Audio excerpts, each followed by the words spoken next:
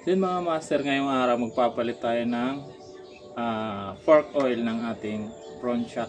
So gamit ang Pitron motorcycle fork oil. Papalit tayo, tara na, let's go. 13mm, kaya wala akong mahanap. Nagpunta na ako kung saan saan sa DIY, wala akong mabili. Kaya ang ginawa natin mga master is nag DIY na tayo ng Allen rings dyan, no? So kasi itong tornilyo na to 13 ang sukat nito, 13mm, no? Ang swak na swak dyan. So ginawa natin, bumili tayo ng dalawang nut at pinagdikit natin.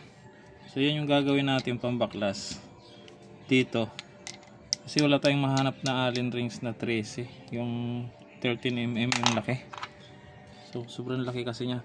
Ito kasi mga master, itong isang tornilyo, ito yung tornilyo dito, yan yung tornilyo dyan.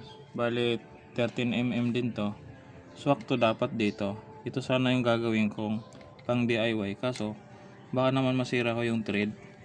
Yung ginawa ko, pumunta ako sa mga latag-latag, bumili ako ng tornilyo. Ayun o, putol nga tong tornilyo na to, iputol na. Tapos bumili ako ng nut, dalawa.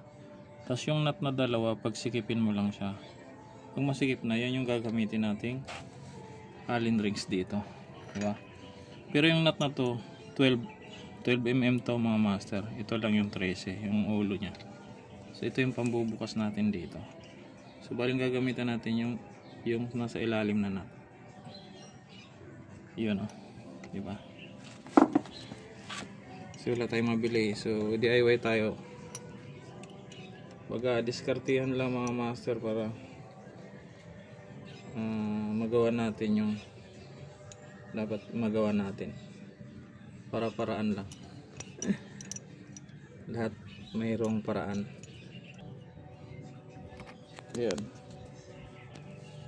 Yun, tanggalan natin.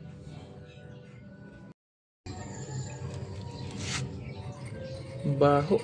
Ay, dumi oh. Kailangan pala mahugasan to. Dumi. Baho. Bantot. Iba yung amoy niya. Yak! Grabe, parang putik na. Tapos yun lang laman. Kaya hindi na talaga siya nag-absorb.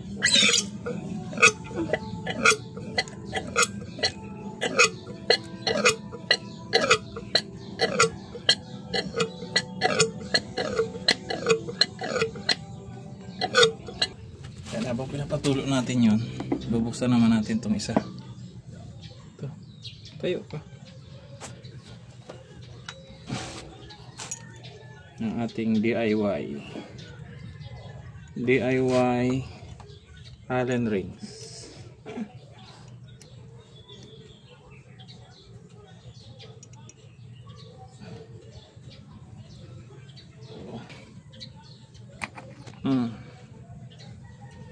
Grabe, dumi. Dumi rin niya. Parang putik na siya. Kasi ano na to, 3 taon mga master bago natin nabuksan. Ibang amoy, baho. 3 taon, tapos ang odometer natin is 132,000 na. Ayun o. Kunti na lang laman niya dito.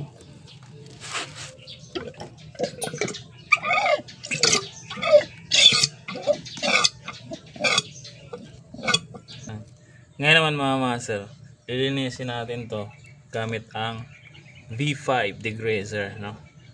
So yan, power degreaser to mga master. So ito yung panlilinis natin dito.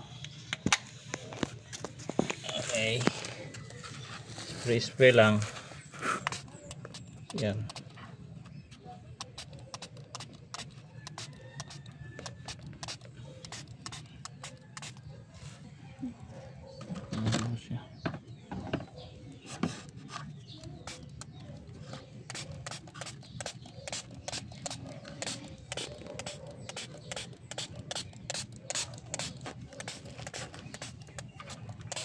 Yun mga master, ay na malinis na to.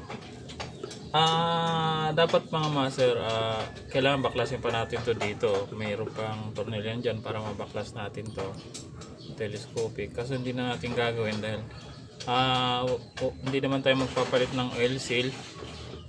So saka na lang pag nagpalit na tayo ng oil seal. Ang gagawin lang natin ngayon ay papalitan lang natin langis. So malinis na yan mga master. Pati yung ating spring malinis na. So sa mga ganito mga master, sa mga front shock, no, sa mga click, ganyan, NMAX, ang sa base sa mga napanood ko is 60 ml lang yung dapat dito sa isa, sa kabila, 60 ml din sa kabila. So yung fork oil natin is 200 ml, so marami pang matitira to. Ngayon wala tayong panukat mga master, dito natin susukatin. Yan, susukatin natin dito. Ang isang ganito is 15 ml. Ang gamit natin mga master is Petron Motorcycle Fork Oil. So ito nyo rin gamitin yung mga master, mura na, quality pa.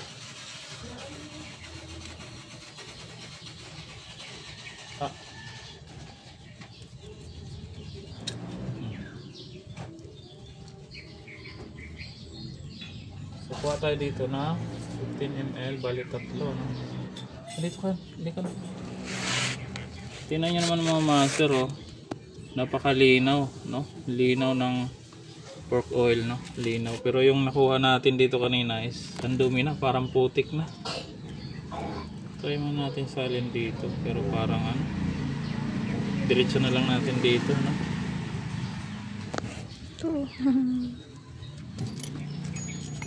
Yan. Salin muna natin nang wala pa yung tawag dito, spring. Yun. Isa. Papa, ilang lalagay mo? 60 ml?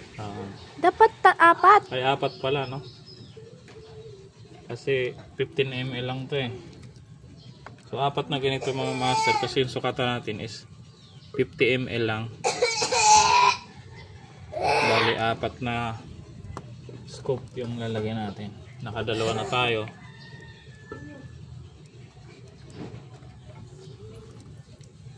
Tatlo. Oh. Taraya-taraya din pag may time. Ito na yung pang-apat. Siguro dapat ano, punong-puno natin yan para sakto talaga siyang 60. Ang linaw ng langis lang, pwede pang prito. Yun, 60 na yan mga master, ha. Ngayon lalagyan natin itong spring.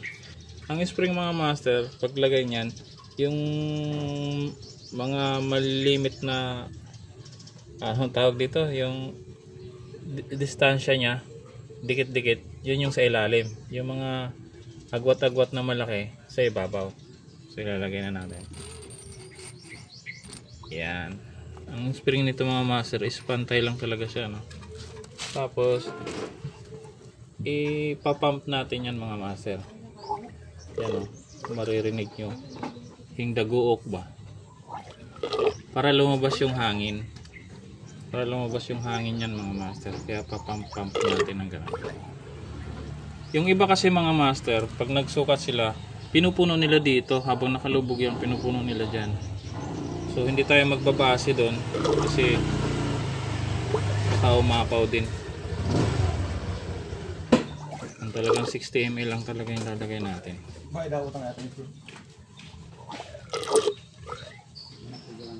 Nagulat si Ika sa tinag. Ito mo, ma. Yan, pump lang natin mga master para mawala yung hangin. Yan na.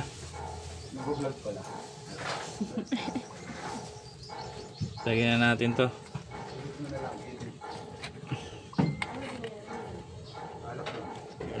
Ganun lang, kadali. Baliktad. DIY natin na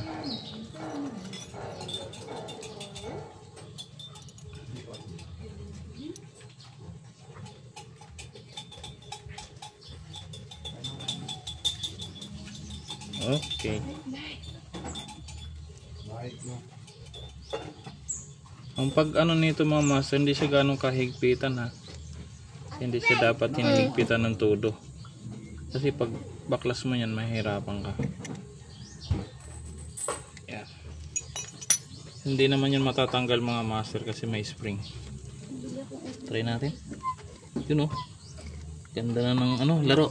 Oh. Okay. Patay mo na. Hindi niyo ano eh. Yung tablet ko. So ito naman kabila. Yung isa naman lagyan natin mga master. Bali, 4 din. 4. Yan. Isa.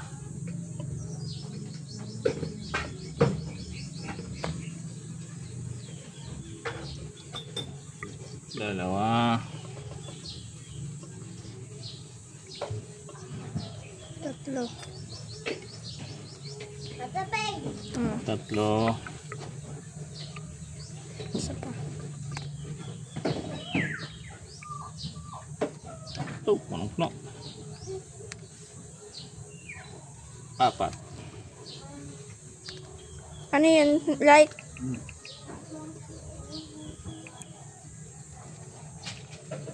Apat.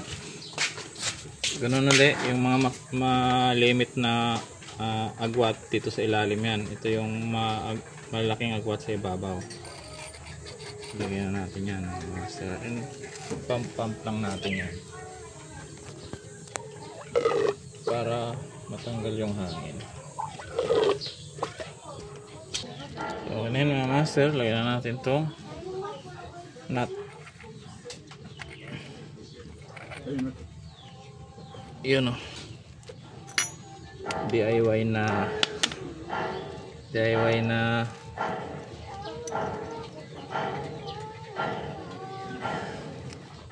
Allen rings.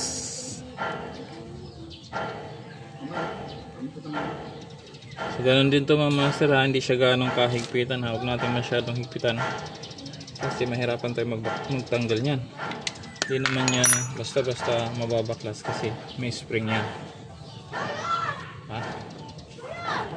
Okay na to mga master ha. Kabit na natin. Try. Okay. Tara, kabit na natin. Let's go. Patay mo na.